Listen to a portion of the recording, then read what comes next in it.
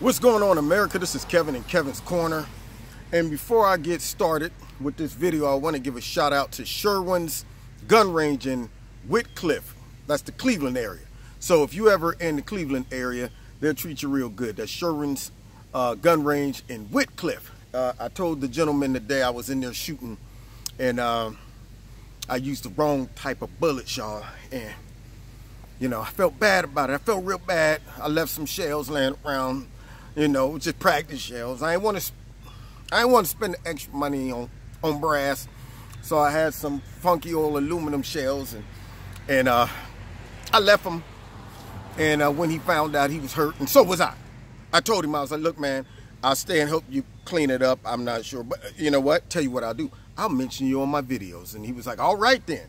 So if you in the Cleveland area, check him out. That's Sherwin's gun range in Whitcliffe, the Cleveland area. Anyway, now I've been thinking about this whole Russia situation and the president not immediately coming out on stage next to Putin and saying, listen here, you son of a gun, how dare you ever interfere in our election and make us look bad, and run across the stage and drop kick him and turn it into a full-blown Donnybrook right on stage.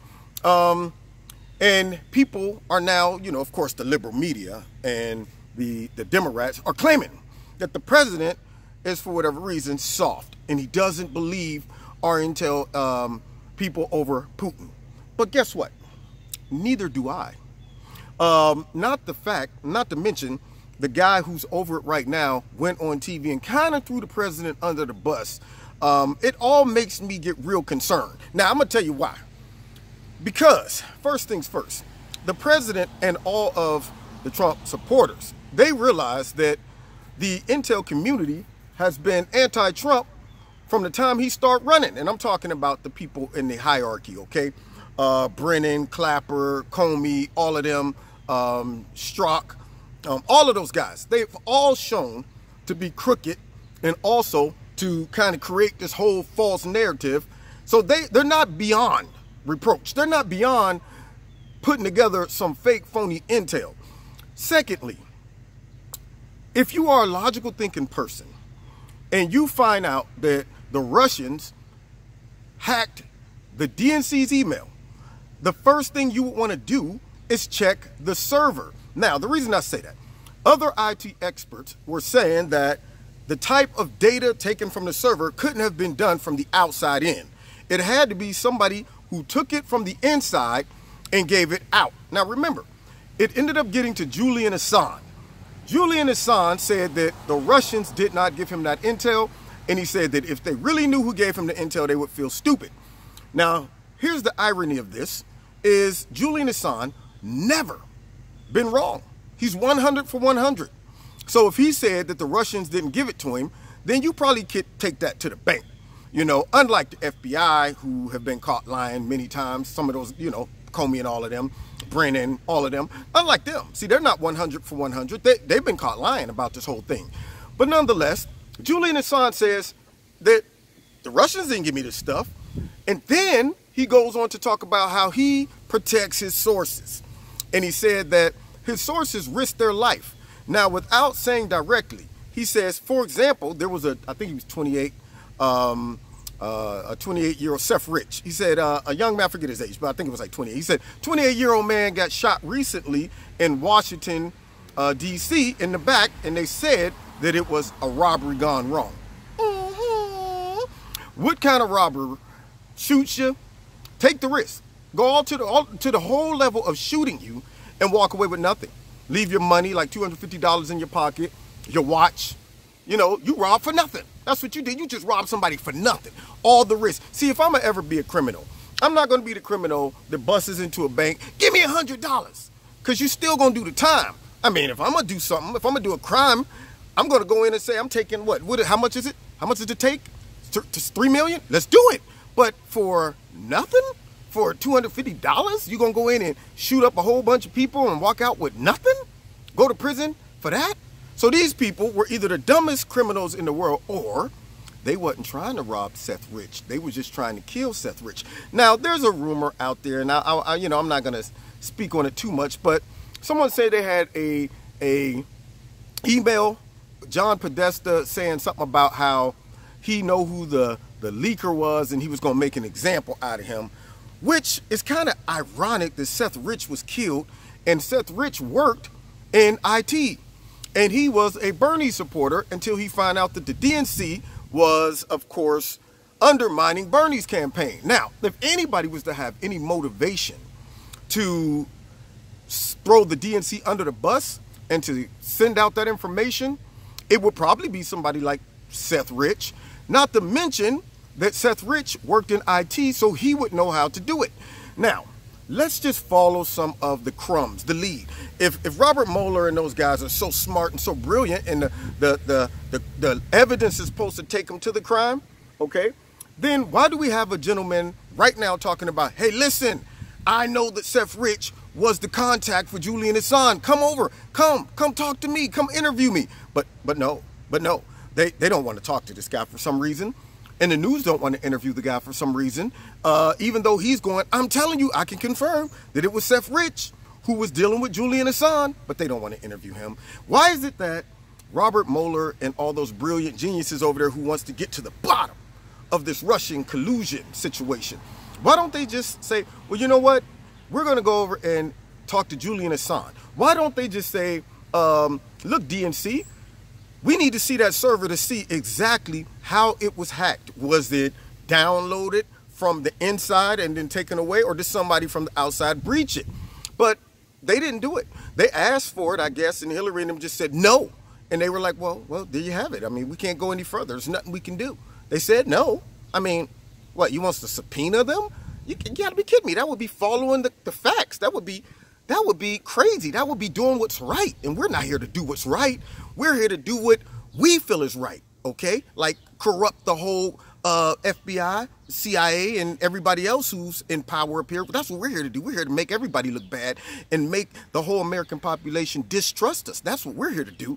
Because if they were here to do their job, they would have subpoenaed the DNC's server and did a thorough investigation, but they had a gut feeling that they would find something that would undermine Hillary Clinton's campaign and chances of becoming the president. So I think they just said, okay, fine, keep it. Yeah, we trust you. We trust that the outside agency that did the investigation for your server is going to give us the accurate information. Now, even now, they can't find that server. Where's it at? Did it just get up and walk away? I mean, these are questions we all want to know. So you're telling me that we're supposed to trust the intel that the Russians, quote unquote, hacked our election, which I don't even know what that means. Because see, here's the thing. I'm looking at these knuckleheads on TV constantly talking about, you know what, Donald Trump is out there taking the side of Putin over us, and he's trying to impede the investigation about Russia meddling in our election. And I'm saying, see, now y'all mincing words. What you're really trying to say is that Donald Trump is trying to undermine this fake phony witch hunt that is not really designed to go after Russia collusion, but instead designed to undermine his victory, and also designed to give an excuse for y'all getting y'all butt beat, and also designed to try to find some dirt on Donald Trump and say that he colluded with the Russians so that he could win, which blows my mind because it breaches all logic. I mean, what does Russia have as an interest to get Donald Trump in? What can they give him?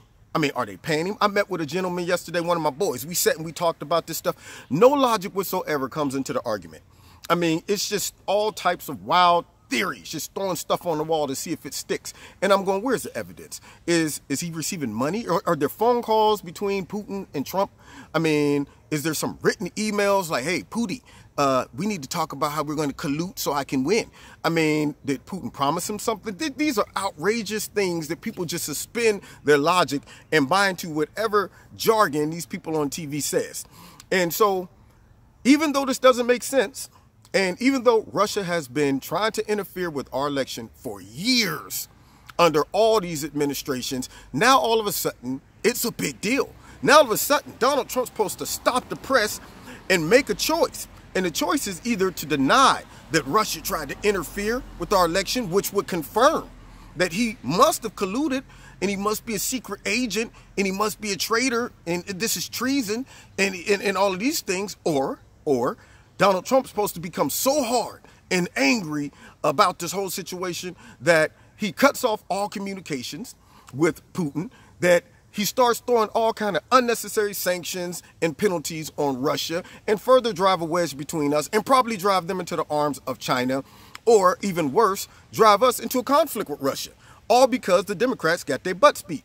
And the bottom line is Russia isn't even a bigger threat than China. Their intel isn't as good as China's. Their military, right now, all they have over China is nuclear weapons. That's it. Their economy ain't as great as China. And the stuff that China has done to hack into our system is real. I mean, all the Russians did was threw out a couple bots, paid for a couple ads on Facebook. That's about it. Had a couple rallies and stuff that was sponsored by the Russians, but the Chinese have stole technology from us. And yet, none of these Democrats, none of the media is going, how can he meet with President Xi? Or China's the biggest global threat and we need to do something. No, they're not doing that. And you have to always ask yourself, why? Why? That's like me. Somebody said, Kev, man, there's a bully on the playground. Well, you need to stop him. And I go to the playground, and there's this big dude over there threatening all the kids. Man, what you looking at? Huh, I'll smack your face. Give me your lunch money, punk. And I decide to go over to this little bully. The one over there that's kind of just, you stupid. You don't know what you say. Shut up, dummy. And I go, I'm going to go over there and rough this kid up real quick. And they like, but wait a minute. You're overlooking the big bully, and you're going to this little bully. Because I don't want none of the big bully. That's why. That's what it is. See, and so my thing is, why isn't it they don't want him to go crazy over China, but they want him to go crazy over Russia, who isn't even a bigger threat than China? So you always have to ask yourself, what's really going on? What's their motive to driving Trump to all of this? Now, so getting back to my closing. So you have all of this suspicious activity when it comes to the server, to the investigation. Why didn't they even want to look at the server? Where's the server right now?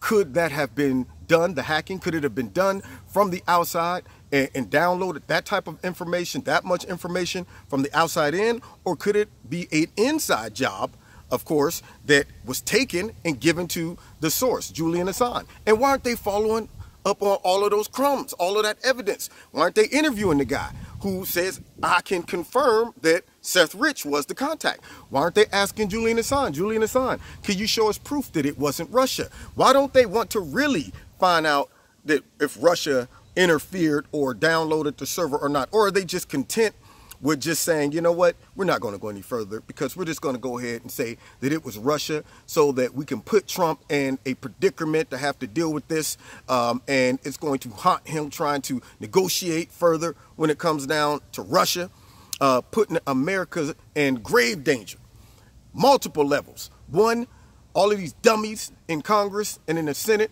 who's talking about this is treason, is putting us in danger for a full-out just civil war in America, because treason is punishable by death.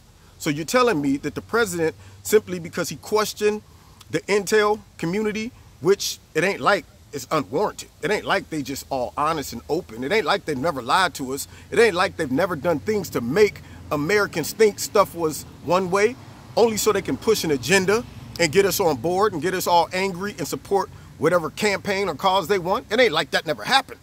It ain't like we have no reason to question the upstanding men and women of the intel community and the FBI. They've given us reasons to question it, but nonetheless, to question it now is treason.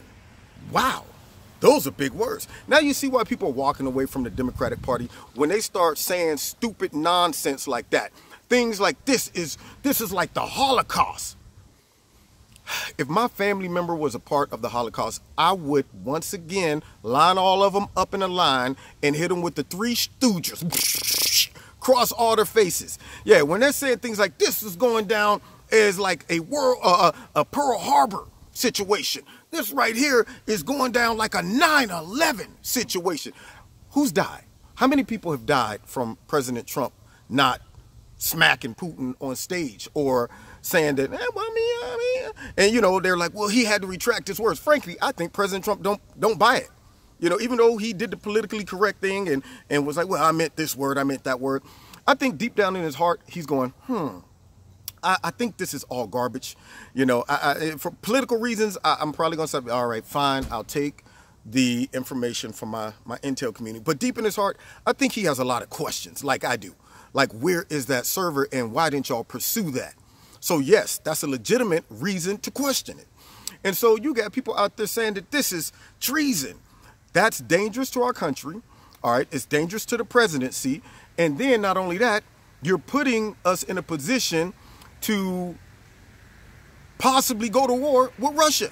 One of the ambassadors from Russia was about to comment on the summit, and he said, man, I can't even do it.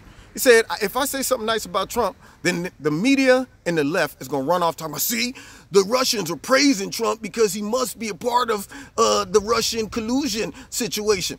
The media are doing us such a disservice, along with the Democrats.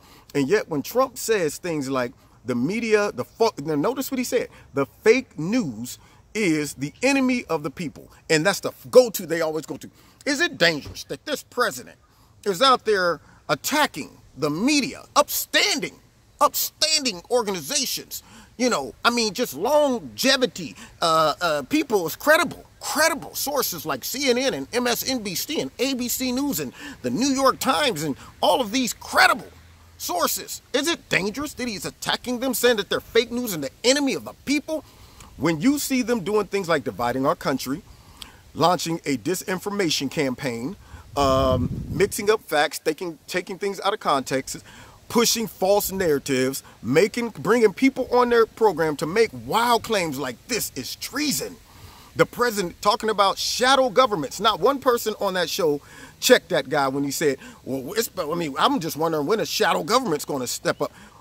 You know what that means? That's treasonous. That's basically hinting to the intel community that y'all need to do something, get this man out of here, undermine the legitimacy of his presidency, overthrow it. Let's stage a coup. That's what they're saying. And yet they talk about the deep state's a big hoax. The deep state's a hoax. This is all propaganda. No, it's not. When you got idiots like that, and then they're all in cahoots with the liberal media who echoes all of this garbage, and you're telling me that they're not the enemy of the people? When you feed the people disinformation, false information, when your goal and objective is to drive a wedge between Americans, drive a wedge between us having any type of negotiations and peace with other countries, that is dangerous, because you're not caring about the people. You don't care if this leads to a war. You don't care if this leads to a civil war. You don't care if this leads to violence. When you say things like Trump's Hitler, Trump is like Stalin, Trump's a treasonous. What do you think is going to happen to those idiots who can't see through the garbage of the media, the false fake media? What they're going to do, somebody's going to say, man, I'm about to take back this country. Do you know what Trump is doing? You know what? I'm just going to go ahead and get my whatever, and I'm going to go in and I'm going to do something crazy to show everybody we have to resist. You don't think that that's feeding into violence, destruction of our company, unraveling the stability of our democracy, all of those things, and you're telling me you're not the enemy of the people? If you really cared about the people, you would report the news accurately. Yeah, see, but no, you guys are activists, and yet you're telling us we don't need to question you. And we also should never question the intel community. Yeah, they're upstanding, honest people that send secret emails saying things like, Trump would never get elected, we're going to stop it. But they're upstanding. We should just trust them. Yeah, so you see where I'm going with this, people? It comes down to this. Yes, Trump said that, all right, I might have misspoke. You know, let me clarify some things. But to be real with you, he has every right to question this report from the intel community. And I do too. I ain't gonna lie. Until I see that server, until somebody, an independent group of people say, yeah, send us the server, we gonna check it and get back with you. Until I see that happen, don't come feed me some bull crap. Don't be feeding me doo-doo and telling me it's chocolate because I know the difference. I don't even care if you put peanuts in it, dress it up in a Hershey's package. I still know poop when I see it. Okay? Now, you've been listening to Kevin and Kevin's Corner. God bless you. Check me out on Facebook, on Twitter. Peep me out Wednesday night, 7:30. Kevin Corner, my blog, radio blog talk show. Be there this Wednesday, so give me a call in. If you want to support Kevin and Kevin's Corner, there's links in the bottom to do so. And we'll see you next time in Kevin's Corner. God bless.